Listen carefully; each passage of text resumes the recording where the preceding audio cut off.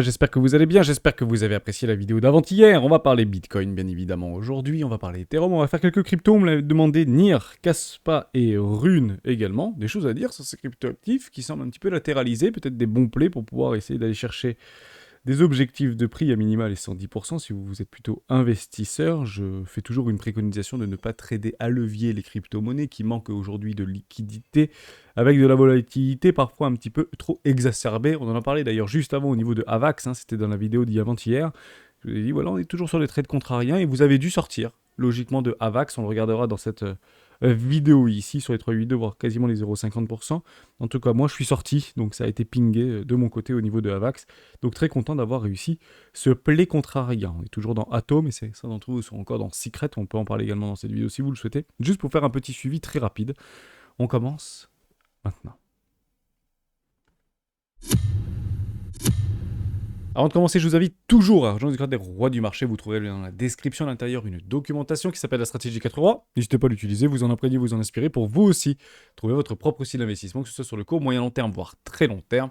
Je l'utilise personnellement depuis plusieurs années et m'offre d'excellents résultats sur les marchés tradis et crypto-actifs. On va faire un tout petit peu de liquidité, il se passe strictement rien, on va chercher un petit peu les bébés, un petit peu les bouboules. Il se passe strictement rien, plutôt bien maintenu par rapport aux baleineaux, qu'on peut appeler ici les baleineaux en violet, qui maintiennent clairement le prix de l'actif, notamment Bitcoin.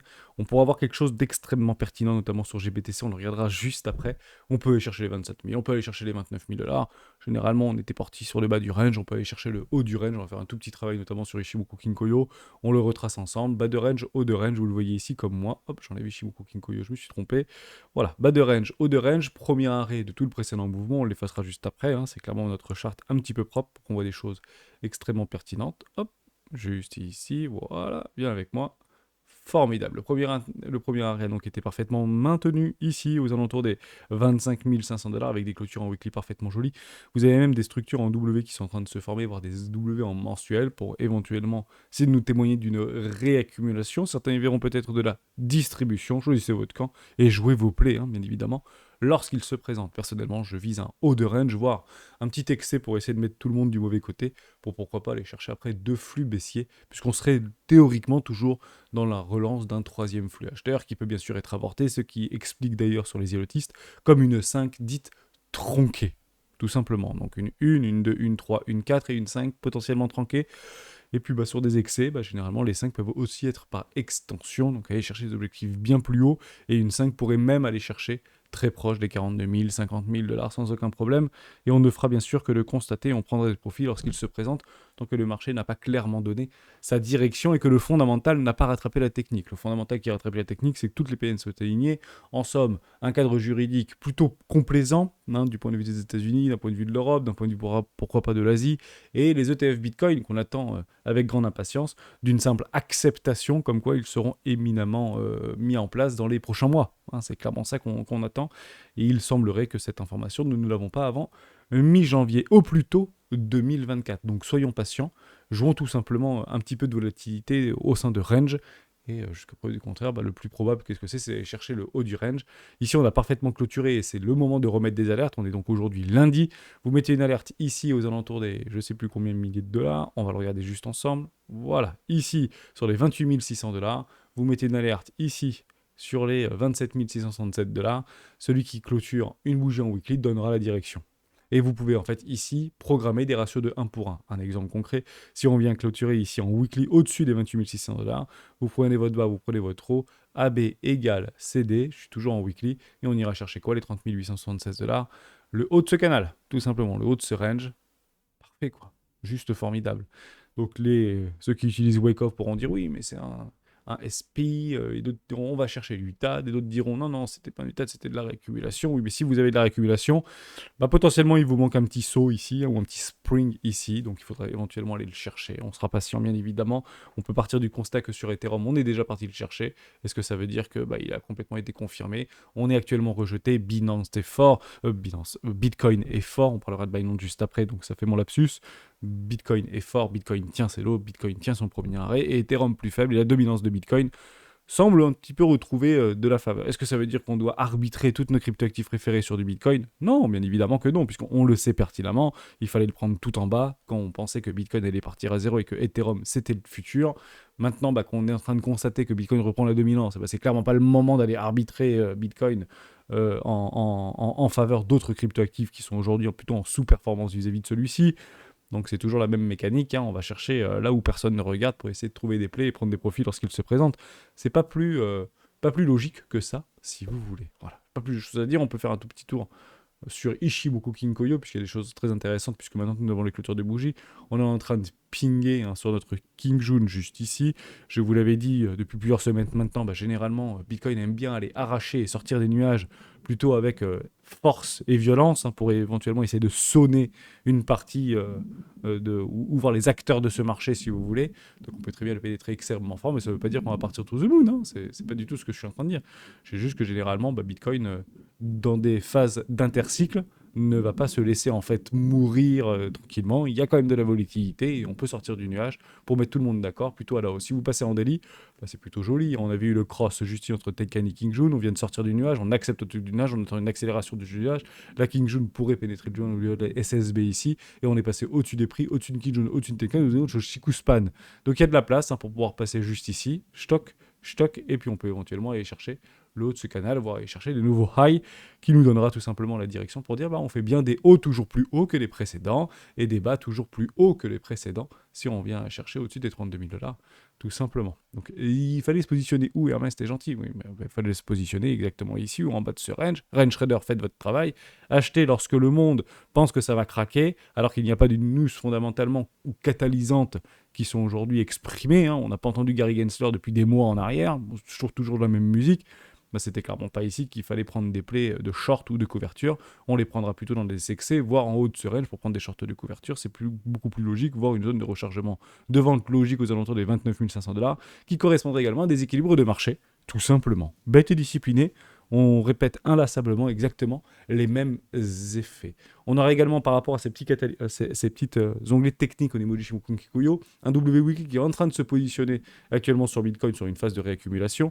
On est en train de réintégrer, on essaye de passer au-dessus de la moyenne mobile 50 périodes, on essaye de passer au-dessus de la moyenne mobile 200 périodes, et ici je parle bien en weekly, si on est daily c'est exactement la même chose, ici moyenne mobile 200 périodes, si on vient à une petite émotion, donc confirmation, on est repassé d'ailleurs au-dessus de cette trendline, vous voyez qu'on a tracé cette trendline, voilà, on est juste passé au-dessus, voilà, soyez patient, on est au-dessus, donc confirmation, acceptation, on attend quoi? L'accélération, pour aller nous chercher au minimum le haut de ce canal, de ce biseau descendant. Les biseaux descendants ont généralement des résolutions haussières de type AB égale CD, je vous donne le AB égale CD, c'est extrêmement simple. Vous avez un petit canal, on peut même le prendre extrêmement bas, AB égale CD, dans ce magnifique canal descendant. Alors, on peut prendre celui-là, on peut prendre le plus petit, hein. On va prendre le très gros, parce que c'est exactement la même circonférence, et ça arrive exactement où? Sur l'objectif d'Hermès, c'est un peu plus bas, 41 500 ou 42 500 $. Vous avez l'objectif, il est là, AB égale CD, tous les chemins mènent à Rome, les algorithmes fonctionnent parfaitement bien, et ça nous donne des objectifs complètement réalistes sur le retracement des 0,50% de tout le précédent mouvement depuis le bull market. Juste là, objectif d'Hermès. Généralement, on peut y aller, mais ça ne veut pas dire que ça y est, on ira faire de nouveaux ATH. En revanche, si on commence à clôturer en mensuel au-dessus des 42 500 $, je vous rappelle également, je fais un peu de prédictif, mais ça permet de rester complètement cohérent par rapport à mon discours, qui finalement n'est pas trop à côté de ce qu'on est en train d'observer ou ce qu'on est en train de constater, ce serait éventuellement une acceptation au-dessus de la King June des 42 000 $, à peu près 42 500 $ en mensuel. Et à ce moment-là, pour moi, c'est relance du bull run. Et on n'ira très probablement pas rechercher ces fameux 20 000 $. On n'ira probablement pas rechercher ces 17 000 $, sauf s'il y a un drama catalysant sur les cryptoactifs, Binance qui tombe et tout ce que vous voulez. Mais on n'y pensera plus trop. Pourquoi? Parce que on relance le bull run, on aura réaccumulé beaucoup de capitaux qui ont repénétré ce marché, on le constatera au niveau de l'impression, au niveau de l'USDT ou de l'USDC, et puis on dira, voilà, les gens reviennent, c'est juste formidable, et les news vont l'accompagner avec le TF Bitcoin, etc. Donc, et on va se dire à ce moment-là, c'est que du bon sens, finalement. Eh bien oui, c'est que du bon sens. Tout le reste n'est qu'émotion, bien évidemment. On parle de la Fed, pourquoi? Parce que je dis, il y a le CPI. Bon, actuellement, c'est plutôt bien maîtrisé au niveau du CPI. On n'ira probablement pas très très loin. Je crois que le consensus, il est à 3,6. Donc, on redécroche d'un dixième de point. Voilà, juste ici, CPI. Donc, on était à 3,7. Il y avait une toute petite montée. Bon, on redescendrait à 3,6. Donc, on garde en fait ce plateau que beaucoup en fait avaient éventuellement dans leur prédictive analysée ou en tout cas constatée on sera au-dessus des 3%, mais en dessous des 4% sur une inflation trop forte, mais pendant longtemps, ce que la Fed en fait continuera à marteler pour dire l'inflation est encore trop grande, l'objectif est de 2%, donc je laisse des taux hauts qui vont continuer en fait un petit peu à contracter l'économie, parce que les gens qui n'ont pas d'argent auront de plus en plus de mal à recevoir des crédits pour pouvoir alimenter la croissance de nos économies, et puis ce sera toujours bien évidemment la même chose avec Apple, on achètera moins d'iPhone, mais s'ils augmentent les prix, ils augmentent leur marge parce qu'ils ne changent pas la coque de le design, entre guillemets, de l'iPhone, ça permet en fait d'économiser sur des coûts d'échelle, bien évidemment. Donc chacun s'adapte en fonction des informations qu'il a et chacun s'adapte en fonction des moyens qu'ils ont, évidemment. Donc est-ce que ça peut durer longtemps? Non, ça ne dure jamais. Un marché n'est jamais 100% croissant ou n'est jamais 100% baissier. À un moment donné, il y aura des décalages de prix, généralement soit dans l'euphorie, soit dans la capitulation. Et ce sera considéré dans un sens comme dans l'autre, comme de l'opportunité pour l'ensemble des rois du marché. Bon, je n'ai pas vraiment plus de choses à dire. Je serai juste éventuellement sur une journée hors marché. Et si vous devez prendre des trades ici, c'est maintenant qu'il faut les prendre. En tout cas, attendez les ouvertures de Wall Street. Parce qu'à partir de jeudi, il faudra peut-être un petit peu se décrocher pour être plutôt spectateur des chiffres qui pourront éventuellement catalyser un petit peu de volatilité pour se retrouver où au même endroit, là où on l'avait quitté le jour même ou le lendemain, bien évidemment. Je vous montre juste un truc, ça c'est plutôt très psychologique, mais on a tendance à dire que GBTC, Grayscale, donne la direction parfois un petit peu en amont de ce que pourrait nous donner Bitcoin. Bon, si vous regardez, on efface tout et j'enlève un petit peu mes charts comme ça, pour quelque chose d'un peu plus joli. Vous comprenez bien que on est à peu près au milieu du range. Est-ce que c'est un bon play pour trader au milieu du range? Non, c'est le pire endroit pour trader, c'est clairement au milieu du range. On est retrouvé aux 28 000 $.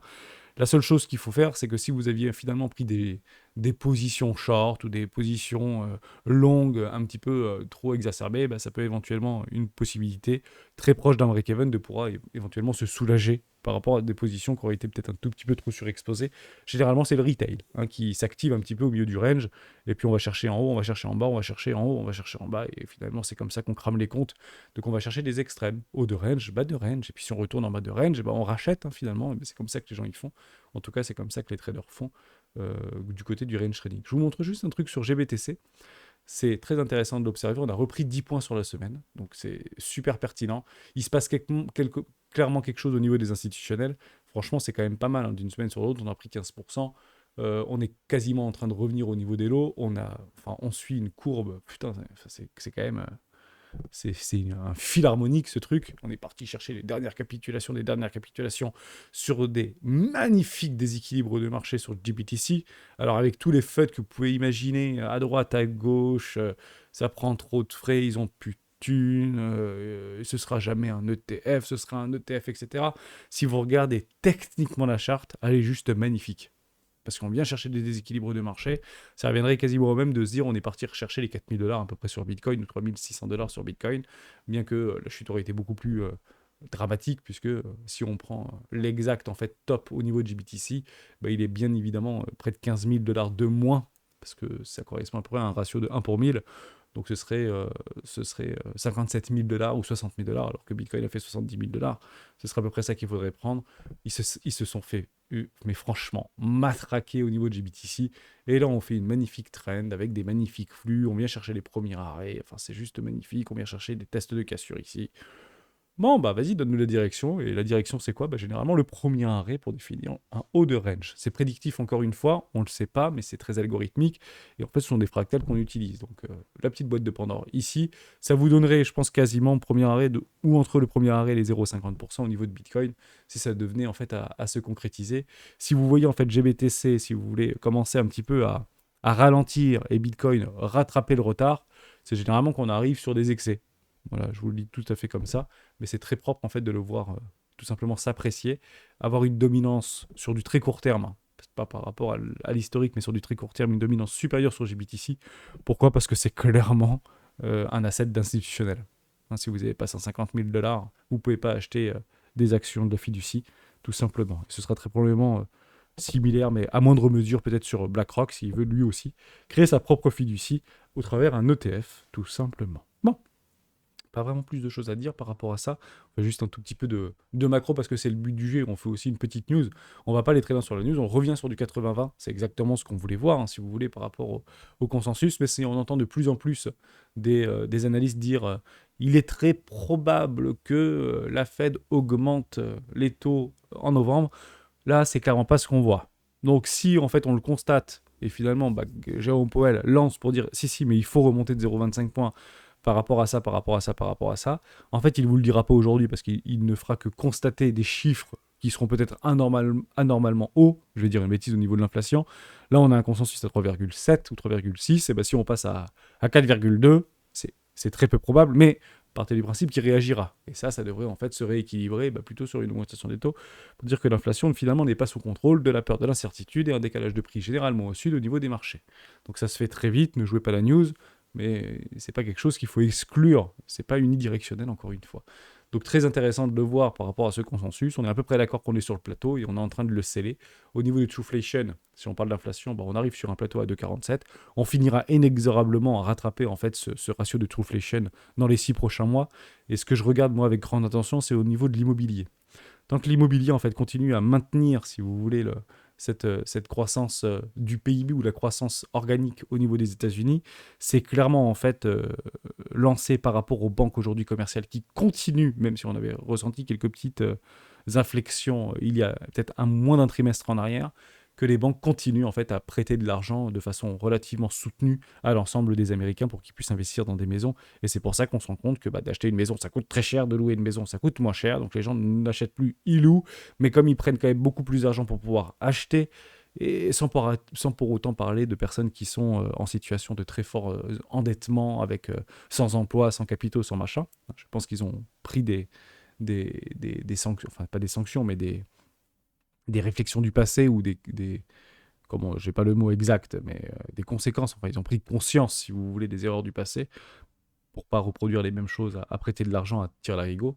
Donc partez du principe que si on continue à soutenir le marché américain, notamment au niveau des prix immobiliers, ça risquerait pas de tomber. Et moi, je le regarde clairement sur une forme de latéralisation. Si ça commence à remonter, probablement que les indices vont remonter, que la croissance va remonter. Si ça continue réellement à chuter et à décrocher, là, ça veut dire quelque chose qui vient de se casser dans le marché. Donc on peut clairement regarder au niveau des maisons. Regardez pas la nourriture, parce que, encore une fois, la nourriture, c'est des steaks à 50% de viande, etc. Enfin, c'est beaucoup plus que ça. Si on devait réellement prendre notre panier, si on fait nos courses à Walmart aux États-Unis, à partir du principe que l'inflation est beaucoup plus importante, parce que le panier en fait inflationniste au niveau du calcul de l'inflation sur la nourriture aux États-Unis, c'est ce que beaucoup d'Américains, en tout cas d'Américains moyens, ne mangent pas. Voilà, donc c'est un petit peu pipé si vous voulez, mais au niveau de la maison, c'est plutôt pas mal. Et comme il y a un décalage de 9 mois, et le marché a tendance, en fait, 9 à 12 mois, et le marché a tendance, en fait, à pricer, si vous voulez, le futur, hein, à commencer à donner des tendances directionnelles à 6, 9 ou 12 mois, et ça peut être très intéressant de regarder cet indicateur-là. En tout cas, personnellement, je le regarde. On parle de Binance, très rapidement, mais juste avant, une petite news extrêmement intéressante. L'indice du S&P 500 risque de s'effondrer de 30 voire 50% selon Jeremy Grantman. Donc Jeremy Graham, c'est un petit peu comme Warren Buffett, hein, si vous voulez. Il a un fonds d'investissement, un peu plus de 50 milliards de dollars sous gestion. Et il avait en fait bien interprété et bien vu la bulle au niveau des subprimes, et il l'avait joué, il avait plutôt gagné, ça lui avait d'ailleurs fait beaucoup de bien par rapport à son fonds. Malheureusement, quand vous gagnez une fois quelque chose de gros et que vous avez eu raison, généralement vous persistez dans votre idée. Donc il a réuni toutes les cases pour pouvoir cocher la super bulle et l'éclatement de la super bulle. Il ne donne pas vraiment de détails, il ne donne pas vraiment de date par rapport à une échéance, mais clairement, je partage un petit peu son raisonnement. On ne serait clairement pas étonné de revoir en fait un niveau de 3000 points au niveau de l'indice du S&P 500. On ne serait pas complètement étonné de voir en fait un décrochage relativement sévère au niveau des valeurs technologiques. Mais encore une fois, si on ne serait pas étonné, on ne peut malheureusement pas le jouer, parce qu'au niveau des perspectives de croissance et des rendements des entreprises, ils sont toujours extrêmement hauts. C'est ce truc-là en fait qui nous dira à quel moment en fait les opérateurs de marché nous expliquent que on s'est peut-être gouré au niveau des perspectives de croissance. Et si les perspectives de croissance sont revues à la baisse, à partir du principe que beaucoup de valeurs vont vraiment baisser. Et à ce moment-là, je vous redirigerai de façon extrêmement naturelle, non pas sur les valeurs du S&P ou du CAC 40, mais sur les valeurs des GAFAM. Pourquoi? Parce que si vous reprenez, on avait fait ce travail-là il n'y a pas si longtemps que ça, me semble-t-il. Si vous reprenez en fait le S&P 500 ou le S&P 492 hors GAFAM, on fait des nouveaux highs, des nouveaux lows ici. On est en dessous en fait de pré-Covid. Donc c'est clairement pas nos actions qu'on est en train d'essayer de faire survivre en mode un peu crypto avec beaucoup de volatilité et des actions qui ont perdu 60 ou 70% de sa valo. Je regarde encore une fois et on en parle pas mal de Disney. Moi je suis encore dessus et je la regarde avec une grande attention. On est en train de m'expliquer que Disney va mourir, quoi. Et non, Disney ne va pas mourir. On est tout simplement en train de travailler très proche d'un premier arrêt. J'ai mon investissement qui m'attend et d'ailleurs ce serait presque normal de le prendre ici, mais on est revenu mais complètement au niveau du crack Covid 2020, quoi. C'est quand même assez incroyable. Alors que si vous regardez ce qui s'est passé entre 2020 et 2023, notamment au niveau de la production du streaming de Disney, si vous regardez même si, ok, on peut parler du principe qu'au niveau de Marvel, c'est plus ça, au niveau de Star Wars, c'est un peu compliqué, au niveau de mais ça fait des résultats canonissimes. Les gens, ils sont toujours très contents d'aller à Euro Disney. Les gens sont encore très contents. Alors oui, on peut regarder les chiffres pour dire c'est difficile, ça fait moins de chiffres, c'est moins de croissance. Mais oui, mais les gens, ils ont plus de thunes. Enfin, en tout cas, de moins en moins de thunes. Donc bien évidemment que ce type de valeurs, finalement, sont impactées par rapport à des décisions budgétaires, par rapport à des décisions d'inflation, par rapport à des décisions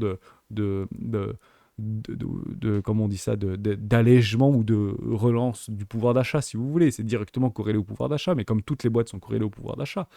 La question à savoir, c'est, mais est-ce que vous pensez que ça va continuer dans le mal ou est-ce que ça va éventuellement, dans les 2 ou 5 prochaines années, peut-être repartir avec plus d'impression monétaire, plus de machin, plus de dettes, plus de tout ce que vous voulez? Et si la réponse est oui, bah partez du principe que ce type d'action va très probablement, incessamment sous peu, repartir dans des magnifiques flux et relancer une tendance dans les 3 ou 4 prochaines années. Et c'est clairement pas à $200 qu'on achète, alors je vais même être beaucoup plus clair, c'est clairement pas à $72 ou à $80 en 2014 qu'on achète du Disney. Alors que finalement, vous auriez eu raison, oui, mais soyez patient, hein, tout simplement, ça va finir par revenir. Et si vous reprenez en fait 2012-2014 par rapport à la situation économique, notamment française ou européenne, on n'est pas très éloigné, hein, à la seule différence qu'on a juste un tout petit peu imprimé plus de billets. Mais à peu de choses près, d'un point de vue psychologique, on n'y est pas si éloigné. Voilà, je voulais vraiment vous remettre dans ce cas-là. Donc rien ne doit nous surprendre, rien ne doit être anticipé tant que tous nos indicateurs techniques, et la technique est toujours en avance par rapport au fondamental, la folie et la capitulation arrivera de toute manière peu de temps après, mais on le verra arriver. C'est ça que j'essaie de vous dire. Sauf s'il y a quelque chose qui se passe ou un Black Swan qui est par définition impossible à voir et à analyser, bien évidemment. Voilà, Jérémy Gramable, la situation sur les marchés code toutes les cases d'une super bulle. Je ne vais pas revenir en arrière, mais grosso modo, c'est juste ça qui est intéressant. Il y a de l'euphorie incessamment sur des SPAC. Les SPAC, c'est ce qui avait d'ailleurs racheté des boîtes d'électrification des véhicules, mais je ne sais plus laquelle. C'est pas NIO, c'est l'autre en Chine. Ils ont racheté Hertz également pendant le Covid. Et en fait, ça a été la folie des spikes où ils rachetaient des boîtes avec des capitaux quasi illimités. Ils la démantelaient ou ils relançaient les trucs pour la revendre 10 fois plus cher. Formidable. Si vous reprenez un petit peu de ce qui se passait dans les années 70 ou 80, c'est exactement ce qui se passe à peu près dans les années 2018-2019 avec les ICO. C'est des turfus, si vous voulez. C'est là où l'argent va, c'est là où les gens regardent, donc ça marche. Et effectivement, il y a eu quelques exagérations au niveau des spikes. Donc moi, je n'investis personnellement pas dans les spikes. Pourquoi? Parce que c'est encore extrêmement valorisé, extrêmement haut, avec des dettes qui seront très probablement jamais remboursées. Donc il faut faire attention par rapport à ça. Comportement irrationnel, notamment autour des stocks. Et les stocks, quand il dit les stocks ou les mêmes stocks, c'est clairement les GAFAM, si vous voulez, qui sont aujourd'hui considérés comme des valeurs refuges. Et Bitcoin, il a raison. Un GameStop également. Hein. Mais bon, il ne regarde pas à 2 semaines, lui, il regarde plutôt à 5 ans. Et il a raison. Hein, voilà, donc ce sont des comportements irrationnels qui cochent finalement des cages d'une bulle dans laquelle on serait potentiellement en train de s'épanouir et ça peut être dangereux. Ça ne veut pas dire que ce sera demain, ça peut très bien être 2026, ça peut être très bien 2028, ça peut être très bien être 2024, ça peut être très bien la semaine prochaine. Voilà, c'est toujours pareil. Et ça, on le verra par rapport à la dégradation de nos indicateurs techniques. La folie, si vous voulez, comme ça, comme le lundi généralement on fait un petit peu de mindset et de psychologie, la folie serait finalement de commencer à avoir une augmentation au niveau du chômage, une augmentation au niveau de l'inflation, une baisse au niveau des taux et dire ça y est, on a gagné, c'est exactement ce qu'on voulait. Non, c'est dramatique. Voilà, et la folie sera d'une dégradation des indicateurs macro-microéconomiques nationaux, serait de dire bah, c'est bon parce que la Fed voulait ça. Donc si la Fed elle voulait ça, c'est que ça y est, elle va renvoyer la planche à billets. Faux, c'est une folie. Donc, si vous voulez avoir des marchés financiers qui continuent à s'épanouir, doucement mais sûrement, il faut un chômage faible, une croissance soutenue, maintenue et soutenue, des perspectives de croissance long terme, une inflation sous contrôle, pas croissante, même si elle est haute, sous contrôle, pas une explosion de l'inflation ou pas une chute de déflation. Et ça passera très très bien. Et on aura probablement ce fameux soft landing. Honnêtement, plus on avance, plus c'est difficile à croire, mais à dire oui, ce serait quand même dingue que ça se passe aussi bien, parce que ça s'est rarement passé aussi bien, et il y a bien un moment donné où il y a quelque chose qui va finir par craquer dans le marché. Ce sera donc, et je le répète, considéré comme une opportunité, puisqu'à ce moment-là, les banques centrales qui passent dans une potentiellement économie de marché administrée n'auront pas d'autre choix que de réagir, d'agir et de réagir. Voilà, j'espère que je vous aide par rapport à ça. Je vous en fais juste une petite et après on fait 3 cryptos et comme ça on boucle en dessous de 30 minutes. Forbes accuse Binance de scandale financier autour de l'ICO de BNB. Vous le prenez comme vous voulez. Là, en fait, quand vous avez ce type de news, si vous voulez vous désengager de Binance, alors il faut se désengager aussi des projets qui sont aujourd'hui alimentés et soutenus par Binance. On va d'ailleurs en parler d'un, ça s'appelle Rune, c'est de la DeFi, un protocole de liquidité intelligent. On va en parler juste après parce qu'on m'a demandé. Donc, partez du principe que ce qui pourrait se passer avec Binance, essayez d'avoir en fait le mapping de Binance, comme FTX avait le mapping de FTX, si vous voulez. Donc, Solana, on a pris une sacrée douille. Pas Tor, c'est... je sais plus comment ça s'appelle cette crypto. Enfin, il y a pas mal de cryptos qui étaient clairement très financés, si vous voulez, ou accompagnés par FTX, qui ont pris des dérouillés comme rarement des cryptos ont pris des dérouillés. Donc, on l'explique, si vous voulez. Mais si vous y croyez pas en Binance, si vous pensez que ce truc est le scam des scams qui va nous envoyer Bitcoin en dessous des 15 000 $, à ce moment-là, vérifiez dans votre petit portefeuille, ou gros portefeuille, que vous n'avez pas en fait trop de cryptos qui sont aujourd'hui détenus en termes de tokenomics beaucoup par Binance. Hein, ça, c'est la première chose. Maintenant, est-ce que c'est un scandale? Est-ce que c'est pas un scandale? Est-ce que on parlait qu'il y a des investisseurs de l'ICO qui n'ont pas eu l'intégralité de leurs jetons? Généralement, ça va se finir par une transaction. En tout cas, je touche du bois.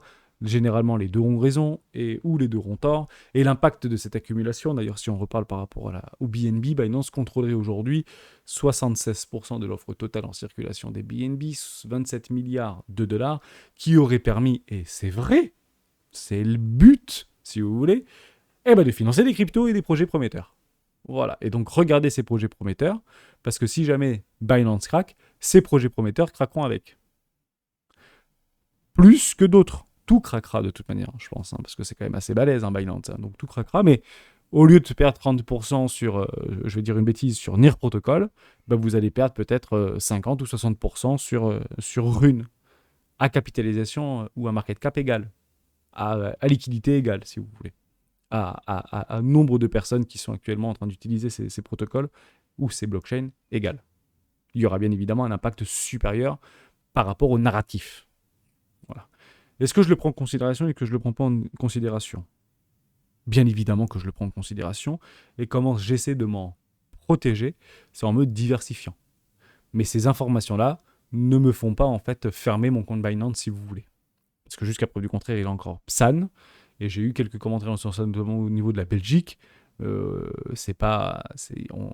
Belges ne sont pas majoritairement contents de voir Binance revenir. En fait, il n'a pas très bonne réputation, si j'ai pu entendre quelques commentaires dans ce sens-là.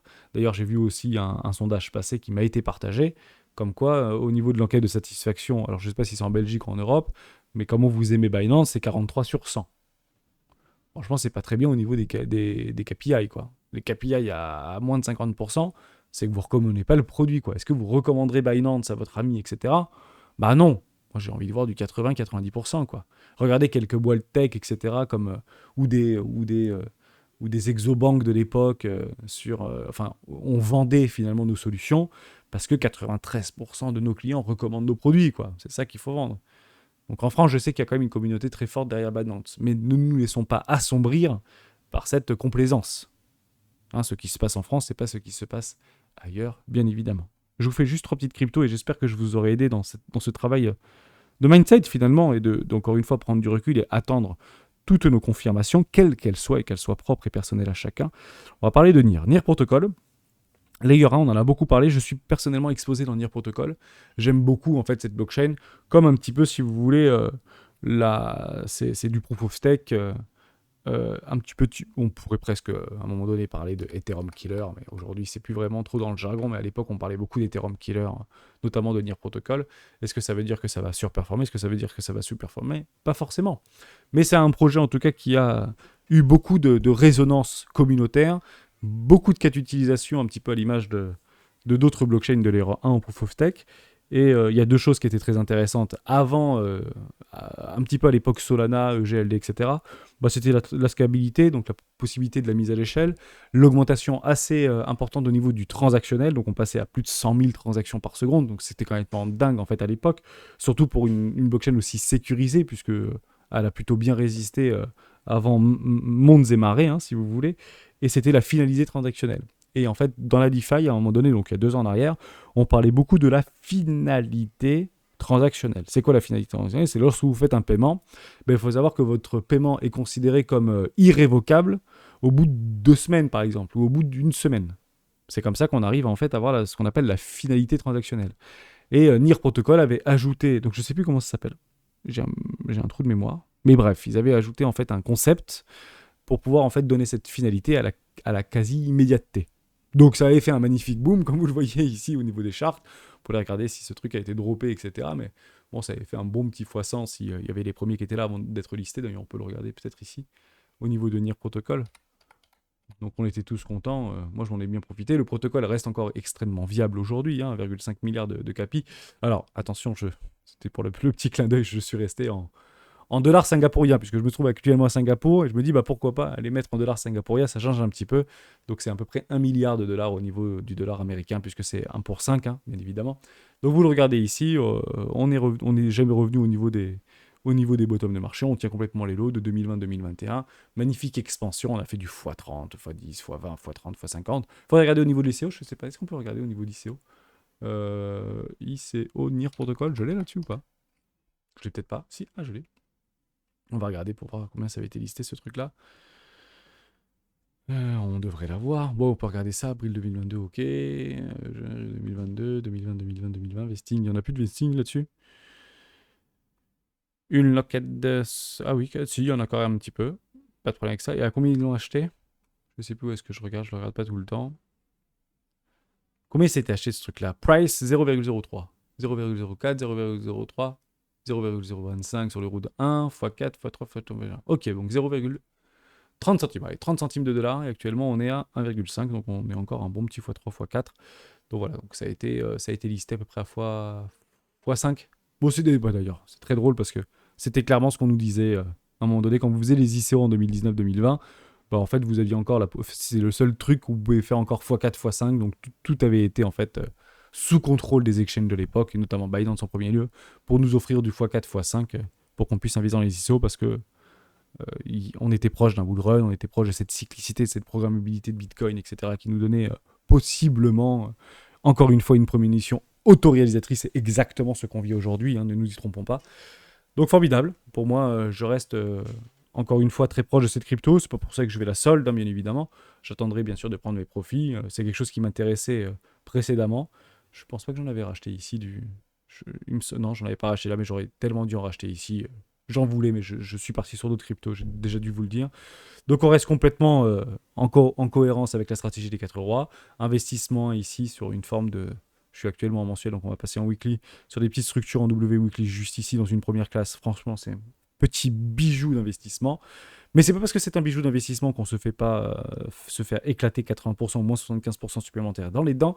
Ici, une forme de latéralisation, un investissement 2, l'investissement 3 sur des magnifiques structures, mais il est très probable que mon investissement 3, bah, je l'ai malheureusement peut-être plus haut finalement que mon investissement 2, donc je ne réinvestirai pas. Je réallouerai du capital sur d'autres assets peut-être plus traditionnels, si on voit peut-être un peu plus de lumière au niveau d'une croissance macroéconomique dans les 16 prochains mois ou 18 prochains mois. Pour l'instant, je ne le joue pas, je reste fiat tout de même sur mes capitaux, donc je n'actionne pas ou je n'agis pas beaucoup sur ce marché. Je suis plutôt spectateur, mais pas de problème pour venir. Si vous êtes dedans, on ne vend pas, hein, on vient chercher de la liquidité, il n'y a aucun problème avec ça. De la réaccumulation, OBV probablement encore croissant, voilà, OBV complètement croissant. On est en train de diverger tranquillement mais doucement, vous le voyez ici. Magnifique petite divergence. Les plus patients attendront quoi? Des structures. Voilà. Non, pas forcément une divergence. C'est divergence, hein? Ah oui, c'est divergent. ici, pardon. Là, ah non, ça monte. Ça monte ou ça baisse? Bon, je sais pas, je vais le zoomer un peu. J'ai l'impression que ça baisse quand même. Ah oui, ça baisse quand même. Ici, ça baisse. Ici, ça monte. Divergence non confirmée. À quel moment elle sera confirmée, cette divergence? Lorsqu'on aura fait un arrachement haussier au-dessus des 1,68 $, ou 70 $. Comme ça, vous pouvez mettre une petite allée sur mon investissement 2. Bah, ici, ce serait éventuellement un bon play, même si vous achetez plus cher. N'ayez jamais peur d'acheter plus cher, bien évidemment. Et le plus patient, on en voit des magnifiques structures en W weekly ou W mensuel. Et une réintégration de creux ascendants et de sommets ascendants. Des creux toujours plus hauts que les précédents et des creux toujours. Voilà. Et puis, un petit roi de pique là-dedans, ça peut être pas mal sur les 3 $. Oui, on aura pris nos 110% ou proche de nos 110%. Bah, d'ailleurs, non. Ce sera plutôt ici mes 110%. Je vais le regarder, je vais le calculer avec vous. Investissement 2. Ouais, il est gourmand, encore Hermès. Ouais, j'aurais pris mon investissement là-dedans. Il faudrait que je le baisse, mais je crois que je l'avais baissé sur mon application, puisque je crois que NIR Protocol, je l'ai sur Bybit. Bon, c'est pas très très grave.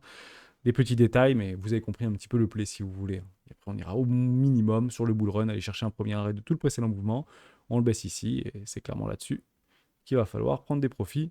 Au moins un TP1, s'il vous plaît, lorsqu'on sera là, même si le bull run est relancé, même tout ce que vous voulez qui est relancé, parce qu'on n'a jamais, en fait, on ne rappellera jamais ces potentiels en fait bull run, et que bah, y en a qui vont faire un truc comme ça, YOLO to the moon, et puis d'autres qui vont faire bah, malheureusement comme ça. Et le premier arrêt est plutôt un bon play. Premier arrêt est 0,618 de tout le précédent mouvement. N'y passez pas, n'y échappez pas à ça. Voilà. Ne pensez pas que toutes nos cryptos vont faire de nouveau plus haut, parce que c'est clairement pas ce qui s'est passé lors du précédent bull run, notamment 2021-2022. On fait du Caspa. Ah bah Caspa, avec grand plaisir, on en avait déjà parlé il n'y a pas si longtemps que ça, Caspa. Caspa-crypto.com, j'ai un peu d'histo. Ouais, j'ai un peu d'historique au niveau de Caspa. C'est beau, c'est magnifique, ça fait que monter. Comment c'est possible? En fait, c'est programmé. Si vous voulez, Caspa, je vais le résumer pour pas prendre trop de temps. Le but du jeu, c'est pas de prendre des heures.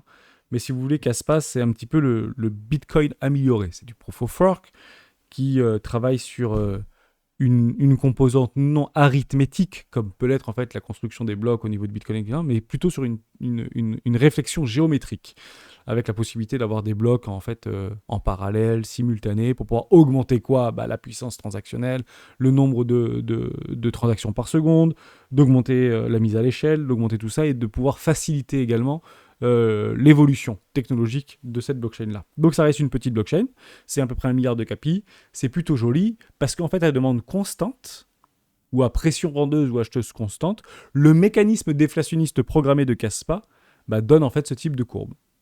Et on a l'impression que ça peut que monter. Oui, mais il y a toujours 2 risques. Le premier risque, c'est que la communauté ou la gouvernance décide peut-être de rendre le truc un peu plus inflationniste. Je dis une bêtise, hein.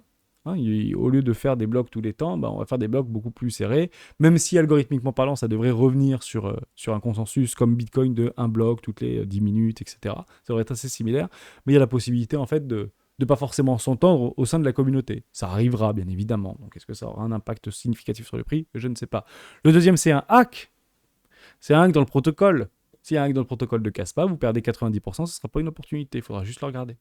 Mais actuellement, si vous voulez, par rapport à je sais même pas si d'ailleurs Satoshi Nakamoto, là, le mec là, qui se prend pour Satoshi Nakamoto, qui peut peut-être l'être, hein, aucun jugement de valeur par rapport, il n'avait pas parlé de Caspa il y a quelques mois en arrière, pour dire que c'est peut-être aussi l'avenir, etc. Enfin, il tweet des fois des trucs comme ça sur le Bitcoin, mieux que Bitcoin, etc. Bon, bref, c'est pas très très grave. Hein. Je le partage complètement. Peut-être qu'il y a bien une crypto qui fera mieux que Bitcoin, mais pour l'instant, je le vois clairement pas et je le jouerai clairement pas. Parce que BlackRock, c'est soit Bitcoin, soit XRP. Donc, vous n'allez pas très très loin pour l'instant. Et restons en fait dans l'histoire. Enfin, ne travaillons pas dans le futur. Travaillons plutôt dans le présent en fonction de où vont les capitaux dans le présent. Il y a les opportunités, même pour acheter plus cher, elles y seront bien évidemment. Donc voilà, j'ai pas plus de choses à dire sur Caspa. Est-ce que c'est intéressant d'investir là-dedans? En fait, la réponse est oui, mais regardez le fondamental et il vous explique pourquoi c'est intéressant dans ce mécanisme inflationniste, etc. Est-ce que ce truc peut valoir 20% de la market cap de Bitcoin? Peut-être. Je ne dis pas du tout le contraire. Mais comme ça peut valoir 0, au même titre qu'en fait, il y a quelques années en arrière, on pouvait dire que Bitcoin peut valoir 0, et aujourd'hui, je le dis, Bitcoin peut aussi valoir 0. Mais ce sera un hack protocolaire. À la différence de Caspa vis-à-vis de Bitcoin, c'est clairement le risque que vous allez prendre vis-à-vis d'une capitalisation future. Donc il y a aujourd'hui beaucoup moins de risques de voir Bitcoin à 0 que de Caspa à 0, ne serait-ce que par rapport à sa résilience et par rapport à son historique et par rapport à sa capitalisation, ni plus ni moins. Si aujourd'hui on devait résumer de façon assez propre lorsqu'on fait un choix d'un token ou d'un coin, et ben en fait le niveau de sécurité est directement corrélé à son niveau de capitalisation. Donc si vous prenez Ethereum et que vous le comparez à NIR Protocol, Ethereum est peut-être 300 ou 400 fois plus sécurisant ou sécurisant, que ce soit techniquement ou psychologiquement, que NIR Protocol. Mais si ça venait en fait à prendre de la hauteur, à prendre de l'épaisseur, à prendre de l'utilisation, etc., bah, je ne dis pas que ce truc-là ne peut pas valoir 50% d'Ethereum demain en parlant de NIR. Voilà pour Kaspa. J'ai pas envie d'aller beaucoup plus loin, mais vous avez compris un petit peu l'idée de ce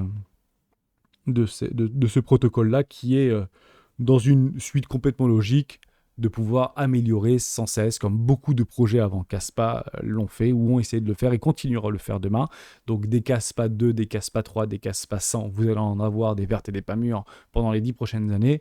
Est-ce que Kaspa, ça va être l'avenir de demain ou est-ce qu'il y a la possibilité de faire un petit peu de rendement sur Kaspa? En tout cas, au niveau de la charte, on peut s'amuser un petit peu à faire du swing là-dedans puisque, jusqu'à preuve du contraire, c'est haussier, quoi, tout simplement, et c'est vraiment haussier. Donc vous prenez vos objectifs et les objectifs seront toujours par rapport au sous-jacent. Et le sous-jacent aujourd'hui, technique si vous voulez de Kaspa, c'est Bitcoin. Voilà. Alors d'autres diront, c'est peut-être Bitcoin Cash. Prenez des ratios market cap de Bitcoin Cash par rapport à Kaspa et ça peut également marcher tout simplement. Je finis par Rune et je finis cette vidéo là-dessus. Finalement j'aurais un peu plus parlé que je ne voulais, mais j'espère que ça vous aura plu. Juste ici.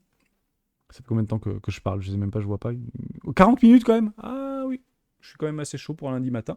Mais il n'y a pas de problème. Rune, c'est encore une fois exactement ce que je vous disais tout à l'heure. Vous corrélez Rune à Binance. Aujourd'hui, 20% du supply de Rune, c'est Binance qui le détient. Si Binance sombre, Rune va tomber, et va tomber relativement fort. L'avantage, c'est que si Binance se relève de tous ces FUD, Rune devrait potentiellement pouvoir en profiter. Je ne vais pas aller chercher malheureusement mon pending exécution, j'aurais peut-être dû le prendre parce que c'était pas si loin que ça, mais j'attendais en fait la poche de liquidité. Hermès était gourmand, t'aurais juste allé chercher le déséquilibre de marché, parce qu'après c'est Binance que vous allez attaquer. Et quand vous commencez à attaquer Binance, finalement ça commence plutôt à bien marcher. Donc c'est Binance qui est derrière, bien évidemment. J'aime beaucoup Rune, c'est un protocole de liquidité qui permet en fait de soulager le market making au niveau des swaps de liquidité. Donc vous n'êtes pas obligé d'avoir un collatéral complètement débordant de tous les côtés pour dire que le swap va être validé. Il y a du consensus, il y a un protocole et qui permet en fait intelligent, qui permet de rediriger la liquidité là où on en a réellement besoin. Je vous prends un exemple concret. Vous allez avoir peut-être sur ce protocole-là un token qui va être listé, qui va avoir beaucoup de hype. Mais vous comprenez bien qu'il y a plein de tokens à côté qui ne vont pas avoir de hype. Donc on va utiliser en fait la liquidité qui était à la base collatéralisée pour pouvoir swap des tokens qui ont moins de hype vers des tokens qui ont plus de hype. Honnêtement, c'est quand même pas débile. Et ça aurait pu être clair, et ça peut clairement être intégré aujourd'hui dans une fonctionnalité ou dans un service propre encapsulé dans Binance. Donc c'est clairement ce que Binance cherche à faire. En investissant dans des boîtes, soyons très clairs, hein. Quand Binance en fait finance des protocoles, finance des startups, Web.3, etc. C'est que l'objectif derrière, c'est de les mettre dans des cas d'utilisation ou de service au sein de l'écosystème Binance, au sein de l'univers Binance, au sein du metaverse Binance, si vous voulez. Donc peut-être que Rune fera partie, peut-être demain ou pas, ça peut être un autre, hein, puisque aujourd'hui Binance n'est pas que dans un seul type de protocole de swap, etc. Il y en a beaucoup qui soutient, bien évidemment. Il prendra juste le meilleur, le plus résilient, le plus efficace. Et ça en revient à dire toujours la même chose. Qui sont les fondateurs derrière Rune? Quels sont les investisseurs? Ok, Binance, qui sont les utilisateurs? Est-ce qu'il y a réellement des cas d'application? Est-ce qu'il n'y a pas eu de hack? Est-ce qu'il n'y a pas eu de friction? Est-ce que ça tourne bien par rapport à ce protocole? Tout simplement. J'espère que je vous ai aidé. Je n'ai pas plus de choses à dire. On aurait fait une vidéo un peu plus longue que je n'aurais espéré, mais je pense que c'était important de remettre les choses dans leur contexte en ce début de matinée de lundi matin. Et on se retrouve demain pour tout le monde dans une prochaine vidéo d'Héros du Bitcoin.